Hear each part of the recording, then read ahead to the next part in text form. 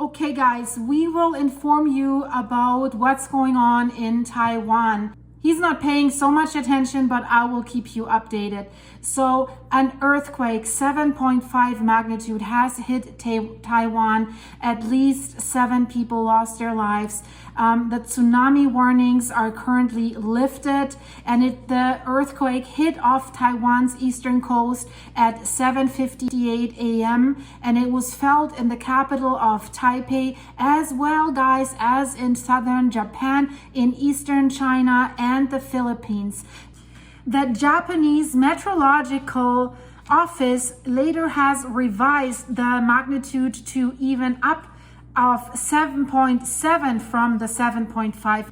Later on, the Japanese Meteorological Office has revised the magnitude from 7.5 to 7.7.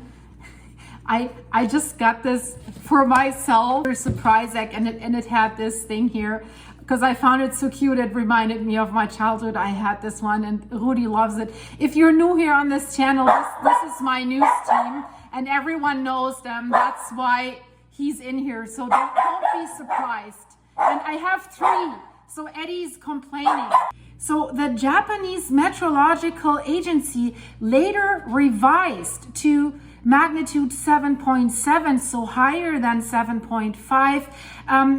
But Taiwan put the magnitude at 7.2, and the USGS said it was 7.4. So choose something. It is high, that we know, and it's dramatic, that's for sure. And as you can see in this picture here, and that's not the only house, there are many houses that are tilted like this and that are threatening to flip over, basically.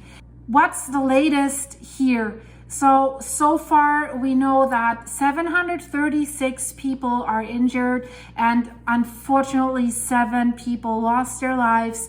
And the worst damage was reported in the eastern city of Hualien and the very, very mountainous countryside that's surrounding it. There was a landslide and dozens of people are still trapped. And the authorities in Taiwan and the Philippines have issued tsunami warnings in the first place, but thankfully they were later lifted. Taiwan has already released a press release thanking their allies and friends for support. And you know, many of you have commented under my first video that I have released about this topic. And it was my first thought when I heard that there's an earthquake in Taiwan. I was thinking, will China take advantage of this? And will China try to take Taiwan? Because usually April is a time where the weather and everything is favorable to do so. We will have to see. This earthquake was the largest that they have seen since 25 years. So the largest within 25 years. And Japan is amongst a number of countries that has offered their condolences and has offered assistance. The Ministry of Foreign Affairs in Taiwan has made a post on X, and they said, "We appreciate the worldwide good wishes and prayers issued in the wake of the 7.2 earthquake and ongoing aftershocks." There was an aftershock shortly after in the 6.5 range, so really, really large aftershock. And they further say, "Support from allies and friends in moments of adversity touches our hearts and strengthens our resolve. Taiwan stands strong." And then they say #Island of Resilience.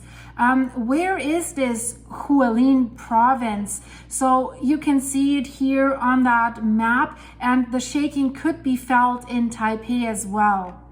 So at the moment, much of Taiwan is back online and things are going back to normal, but there's a lot of attention and concern about the epicenter. That is the Hualien County, which has been largely cut off from the rest of Taiwan. And how is it cut off? Roads, bridges, and tunnels. I have to sit like this so that he fits in the picture because he is my assistant. Where have we been, Rudy? Now I lost it. Okay, yeah, roads, bridges, tunnels, Rudy. Many of them have been severely damaged and some have collapsed, and it is very difficult for rescue workers to actually get there. A number of people are still trapped in buildings, and several structures, they are basically threatening to collapse. They're like leaning over. I have never seen something like this after an earthquake. This is really mind-blowing. It is very difficult to get to those areas.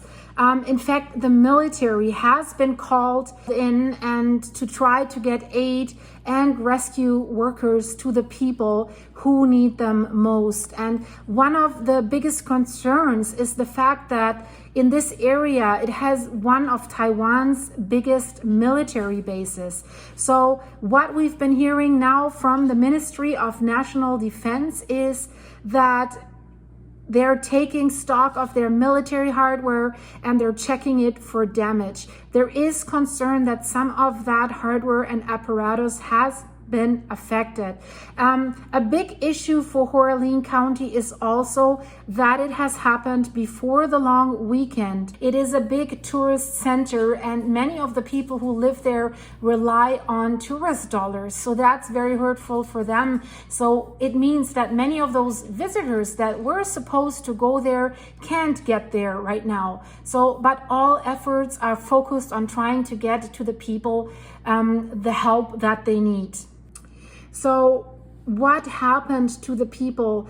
We know 7 people were lost. 7 people lost their lives, and the media reports that 4 of these 7 people were struck by falling rocks in this earthquake. 3 unfortunately lost their lives when they walked along the Decalum Trail. That's a popular hiking path in the Taroko National Park just north of Hualien City. And the 4th person was a truck driver whose vehicle was hit by a boulder on the Suhua Highway, which connects Hualien and Ludong, about 118 kilometers. That's 73 miles further up the coast. What we know, there are many collapsed buildings, there's highways damaged. The full extent of the damage is still being assessed. There's road and rail closures, and they're curtailing the access to the quake's epicenter in Hualien County. More than 100 buildings were damaged across the island of Taiwan. The National Fire Agency said with about half of those are in Hualien County. The search and rescue operations were ongoing Wednesday afternoon at this 9-story Uranus building that had partially collapsed, trapping the residents there. So far, 22 people have been rescued from that building, and more than 91,000 households were without electricity, according to Taiwan's Central Emergency Command Center. And the government-operated Tai Power Company is working and has worked to restore power. Of course, when that quake hit, tsunami warnings were issued across the region and evacuations have been ordered. In Taiwan's Chenggong, about 100 kilometers, that's 62 miles south of the quake's epicenter, waves have reached almost half a meter in height. And the Central Weather Administration advised the residents to evacuate to higher ground. So half a meter, that is something. It's not like what we've seen in 2004 or anything, but it is definitely a tsunami. And the Japanese Meteorological Agency has also issued a tsunami alert for the southern Miyakojima and Okinawa islands, and they have warned of waves up to 3 meters. That's nearly 10 feet, so that is definitely something. And a nearly 1 foot, that's 30 centimeter wave has impacted Okinawa already. So that was the first tsunami that they have observed there in 26 years. Several hours later, then the US Tsunami Warning Center said that the tsunami threat had largely passed, but people in coastal areas should remain alert. And we have also heard it here on the West Coast that there was no threat for a tsunami along the West Coast of Canada or the US, but it can. If there is something happening in the Pacific, you always have to think that something could happen. But thankfully, nothing happens. Of course, when that earthquake hit, all flights from Okinawa and Kagoshima prefectures were suspended following these tsunami warnings. Okinawa Airport resumed flights after the tsunami warning was downgraded to an advisory. When this earthquake struck, it has revived many bad memories of 1999, when another earthquake has struck and has killed 2,400 people. So that's why one woman who was teaching kids when this earthquake happened, she said, I was freaking out. I felt like scary things were going to happen all over again because I've been through 1999, so I know how scary it can be. I was taking out construction helmets, prepping our kids and putting some water and snacks under the table in case something happened. Another thing that I find concerning is that Taiwan's earthquake alert system, which typically should provide warnings minutes in advance, did not activate before the quake. So it seems this quake came without a warning, and I think they really have to do research now why this thing hasn't activated the warning. Taiwan also lies on a tectonic belt known as the Pacific Ring of Fire, where about 90% of all earthquakes occur. Of course, Taiwan has strict building regulations and disaster awareness programs to reduce casualties from earthquakes. But as you can see, I mean, look at these buildings, how they tilt over. And we know that these regions and Japan, they're very advanced in their building codes and how they prepare. And now look at the West Coast of Canada and the US, for example. Look at the old buildings and look at the structures, or even look at the building codes and how things are built. Old bridges that are not upgraded. And think about, you know, that there is the Cascadia Fault and we could see a 9 or 10 magnitude earthquake there. What will happen to cities like Vancouver, Seattle, and the greater Seattle area, Tacoma, Olympia, Portland, Salem, all these major, bigger cities with their infrastructure. I mean, Portland doesn't look it's up to code in many areas with these old brick buildings. Vancouver also, and that is funny. I know it from the Vancouver high rises, because the developers say they're built to survive. So you have to understand this. They're built to survive, not to be lived in again. But, you know, they're also saying at the same time, well, please do not run out because you might be killed by glass that's falling out from these high rises.